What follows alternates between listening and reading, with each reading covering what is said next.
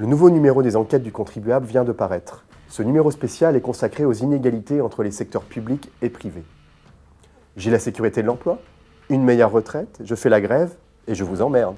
À scène comme au sortir de la sieste, un fonctionnaire, fier de lui et de son pouvoir de nuisance, vautré dans son fauteuil, les mains derrière la tête et les pieds sur le bureau. Ce dessin d'Alain XIII illustre à merveille le grand fossé qui existe entre salariés du public et du privé. Car la crise, quoi qu'on en dise, elle est pour le secteur privé, pas pour le secteur public. Malgré le gel du point d'indice, les fonctionnaires continuent à bénéficier de l'avancement à l'ancienneté, une mesure des plus contre-productives, et profitent d'avantages sociaux les élevant au-dessus du reste des salariés. Sécurité de l'emploi, salaire, congés, retraite, logement, prestations familiales, temps de travail et arrêt maladie. Nous avons dressé l'inventaire des plus grandes inégalités entre le public et le privé.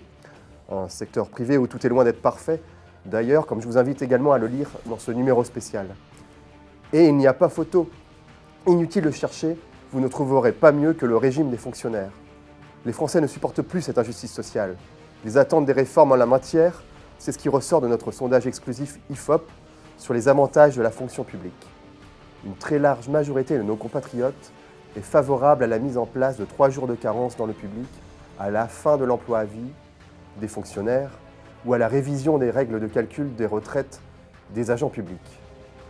Le scandaleux régime de faveur dont bénéficient les fonctionnaires plombe les comptes de la nation. Ces avantages indus sont pour beaucoup dans ces dépenses publiques qui brûlent plus de la moitié de la richesse nationale.